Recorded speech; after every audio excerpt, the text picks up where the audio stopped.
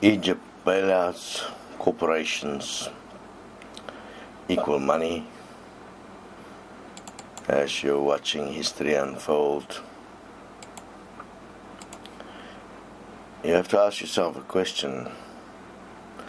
What type of checks and balances are there currently in the world?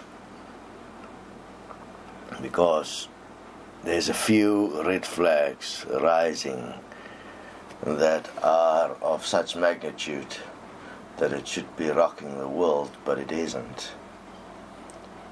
Let's take an event that you're going to see play out in front of you in this world, and that is like Libya, Egypt, Tunisia, all the various countries where very rich people, that is, who are in control of these countries, are going to be replaced by new leadership and new corporations. The people itself is not going to have a better life. The corporations is going to make a lot of money, and the people that is placed in leadership will have to toe the line or they will be removed.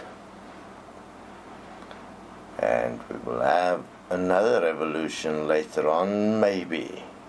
But if you look at the way the American situation works, it is highly unlikely because it's all Americanized, and you're not going to see an American revolution. You're going to see the devastation of the American people, which is happening slowly but surely. Now, when I'm saying people, I'm talking about those that do not have equal access to the system and that are purely slaves without them knowing it. You must understand, when a person becomes very wealthy in this world, they are no longer of any culture, of any country. They are truly internationalists, and therefore they lose all affiliation with anything that is of this world. They are also no longer religious. They are simply here to make the best of their lives within the context of the resource that is determining that which is money, and nothing else truly ever matter. And if you are in that kind of lifestyle, and I mean you can imagine it, then you want your lifestyle to be extremely protected, and you want your future and your children's future secure, then nothing is really relevant, because the rules of engagement that you work with, the morality levels that you work with, is no longer at the individual level, it is at the group level, and it is follow the rules of money. And therefore, money determines what happens. And from there on, you then exercise your so-called benevolence through all kinds of trusts and corporations that then go out and do these work to help the poor, because they are just poor. The real reason why they're poor is never really relevant. Obviously, everybody that is at the top of the pile realize the more people with money, the more money they can make. So they're working towards ways to achieve that. But a few more questions would be arising, like if you look at your bailouts, how is it possible with all the countries in the world and the banks in the world being in financial difficulty and being in extreme debt, that there could be bailouts so easily accomplished? Where did the money come from?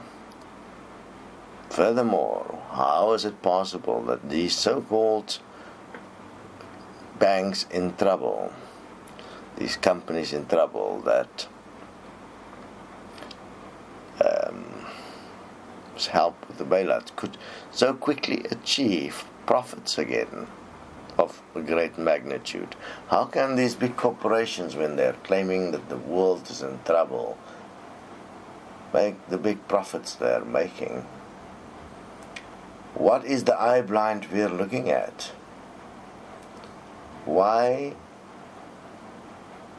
it seems like there is a battle behind the scenes between the rich and the rich.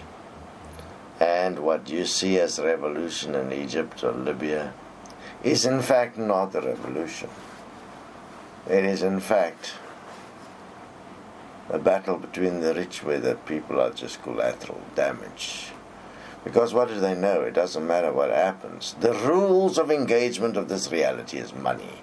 So no matter what Egypt or Tunisia or Yemen or any country in the world do in terms of revolution, they all will return to the one commodity that determines who eats and who doesn't, who lives and who dies, which is money. And therefore all they have to do is sit back and wait for the right moment and move in with the solution, which is money and which is food, and they will be accepted as saviors. And the complete system of savior, of crucifixion, is complete, because whenever there is strife and trouble,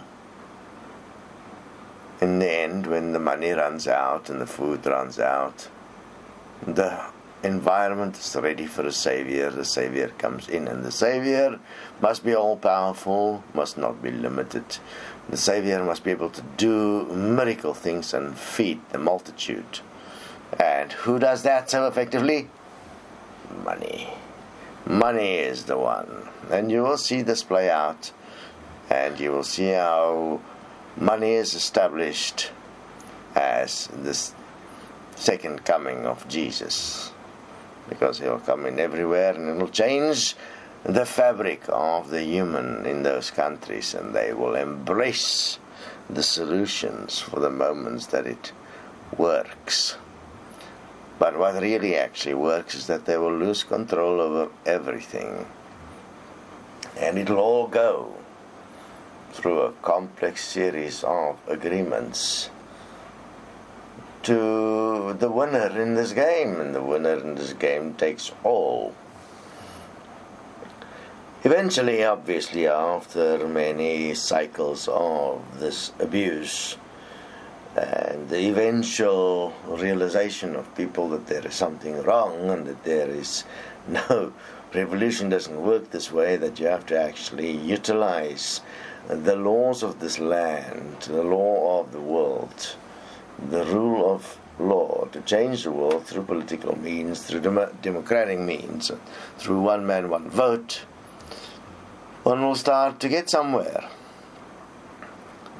And within that, obviously, it was important that a form of religious lunacy had to be created in terms of, for instance, especially the Islam, because having your holy warriors as potential actors in this big game is obviously very important.